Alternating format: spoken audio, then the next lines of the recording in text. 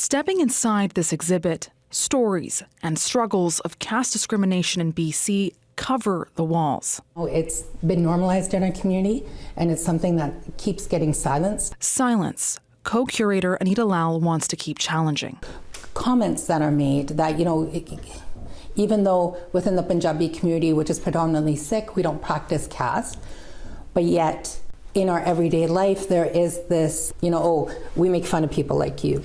So caste is a centuries-old system of oppression. It started off in Hinduism, but it actually is found throughout all South Asia.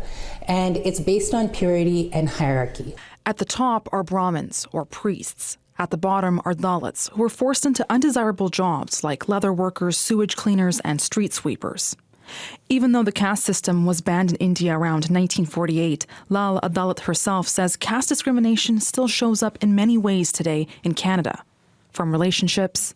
If you are not of a prominent or caste privileged background, most likely you will not be encouraged to continue this relationship. To music. The majority of the time in Punjabi music, you see caste come up. And schools to workplaces across BC and Canada. And that is a real pain that is not something that is from another place, but it is here and manifesting in Canada. It's not something we just have to leave in the past, but we have to work to dismantle it. There's a lot of ways of thinking that exist. There's jokes that are told.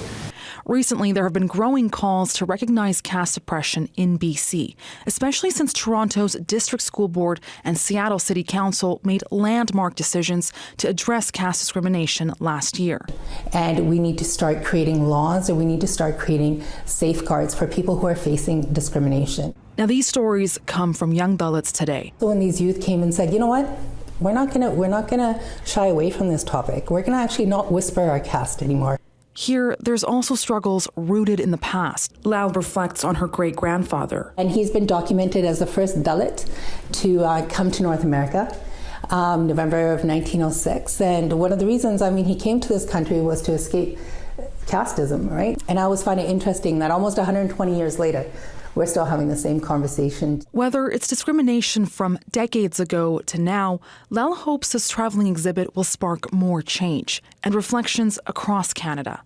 The exhibit will be at the Burnaby Village Museum until March 28th. Beneat Brach, CBC News, Burnaby.